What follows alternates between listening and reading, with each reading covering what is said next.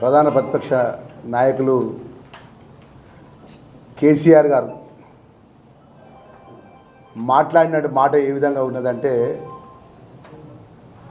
10 సంవత్సరాన్ని రాష్ట్రాన్ని పరిపాలించిండు, మేమే రాజులం మేమే మంత్రులం, ముచ్చటగా మూడోసారి అని చెప్పి మాట్లాడి ప్రజలు మార్పు కోరుకొని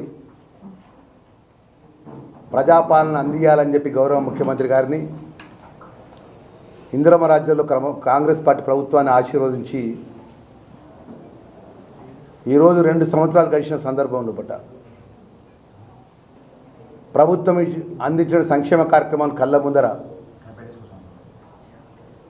మొన్న జరిగిన స్థానిక సర్పంచ్ ఎన్నికల్లో, అంతకుముందు జరిగిన జూబ్లీస్ ఎన్నికల్లో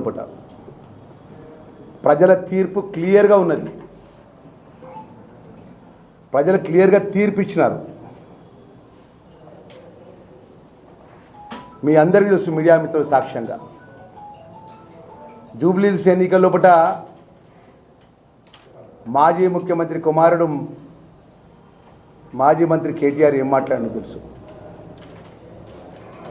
యావత్ తెలంగాణ రాష్ట్ర ప్రజలంతా కూడా మాజీ ముఖ్యమంత్రి మర్చిపోయారు. పాప కేసీఆర్ 2 సంవత్సరాల కలిసి ఫామ్ హౌస్లో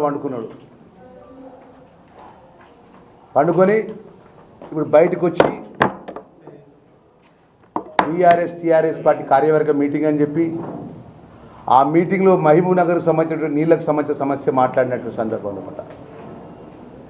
గత 3 రోజుల క్రితమే గౌరవ ముఖ్యమంత్రి రేవంత్ రెడ్డి గారు ఒక మాట చెప్పినాడు, నేను ప్రత్యేకమైన అసెంబ్లీ ఏర్పాటు చేస్తా, ఆ ప్రత్యేకమైన అసెంబ్లీ లోపల 10 సంవత్సరాలు పరిపాలించినటువంటి మీ ప్రభుత్వం, మాజీ ముఖ్యమంత్రి కేసీఆర్ ఆధ్వర్యంలో పరిపాలించిన ప్రభుత్వం నీళ్ల విషయంలో తెలంగాణ ప్రాంతంకి ఏ విధంగా అన్యాయం చేసిన విషయంలో చర్చ పెడదాం రండి అని చెప్పి మీడియా ద్వారా పిలుపునియడం జరిగింది ముఖ్యమంత్రి గారు.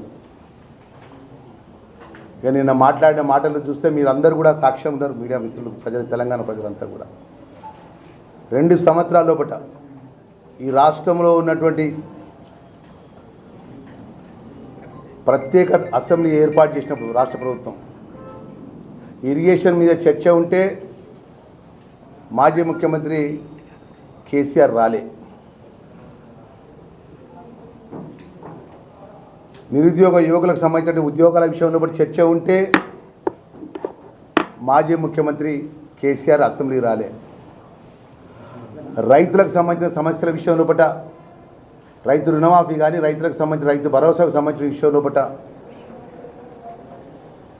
అసెంబ్లీలో చర్చ ఉంటే మాజీ ముఖ్యమంత్రి కేసీఆర్ రాలే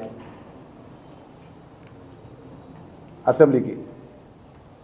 ఈ రాష్ట్రంలో బీసీలకు సంబంధించిన కులగణన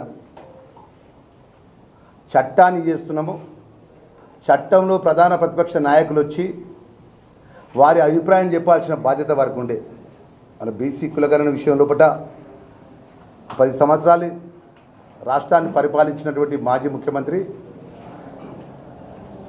ప్రధాన ప్రతిపక్ష నాయకునిగా వచ్చి చెప్పాల్సిన బాధ్యత ఉంటే అసెంబ్లీకి రాలే. 30 సంవత్సరాలకెళ్ళి షెడ్యూల్ క్యాస్ట్కు సంబంధించినటువంటి ఎస్సీ వర్గీకరణ కేటగరేషన్ అన్నదమ్ముల్లాగా కేటగరేషన్ విషయంలో గౌరవ సుప్రీంకోర్టు జడ్జిమెంట్ ఇచ్చిన వెంటనే కేటగరేషన్ ఏబిసిడి వర్గీకరణ చేయాలని గౌరవ ముఖ్యమంత్రి గారు అసెంబ్లీలో చట్టాన్ని తెచ్చే విధంగా అసెంబ్లీలో చర్చ పెడితే, ఎందుకంటే ఆ రోజు తెలంగాణ ఉద్యమంలో దప్పు కొట్టింది దళితులు, బలహీన వర్గాలు, నిరసన తెలిపింది బలహీన వర్గాలు, దళితులు. అత్యధికంగా తెలంగాణ ఉద్యమం కోసం బలిదానం చేసుకున్నది దళితులు, బలహీన వర్గాలు. మరి వారికి సంబంధించిన చట్టాన్ని అమలు చేసే విషయంలో ఒక న్యాయమైన సమస్య సుప్రీంకోర్టు జడ్జిమెంట్ వచ్చినాక 42% బీసీల కులగణన విషయం లోపట చట్టానికి చేసేటప్పుడు ఆ చట్టానికి సంబంధించిన విషయంలో చర్చలు పాల్గొని వారి అభిప్రాయం చెప్పాల్సినటువంటి బాధ్యత వారికి ఉండే. ఆ బాధ్యత విస్మరించి మన ప్రధాన ప్రతిపక్ష పార్టీగా ప్రజలనేది అన్నీ గమనిస్తారు. మార్పు కోరుకొని ప్రజలు అవకాశం ఇచ్చినారు గౌరవ ముఖ్యమంత్రి గారికి ప్రజాపాలన ఇందిరమ్మ రాజ్యంలో పడ్డ. మేము చెప్పలే, మీరే చెప్పిండ్రు ఆ రోజు 2 సంవత్సరాల క్రితం ముచ్చటగా 3వసారి అని చెప్పి సంబరాలు చేసుకున్నారు, బుక్కగులాలు చల్లుకున్నారు. నిజవర్గం పెద్ద ఎత్తున వేలాది మంది మీ కార్యకర్తలతో మీటింగ్లు పెట్టుకున్నారు. ప్రజలు తీర్పిచ్చిళ్ళు, తర్వాత పార్లమెంట్లో తీర్పిచ్చిళ్ళు, తర్వాత జరిగిన సికింద్రాబాద్ బై ఎలక్షన్స్తో తీర్పిచ్చిళ్ళు, తర్వాత జరిగిన జూబ్లీహిల్స్ బై ఎలక్షన్స్లో తీర్పిచ్చినారు. మన స్థానిక సర్పంచ్ ఎన్నికల లోపల ప్రజలు తీర్పిచ్చిళ్ళు.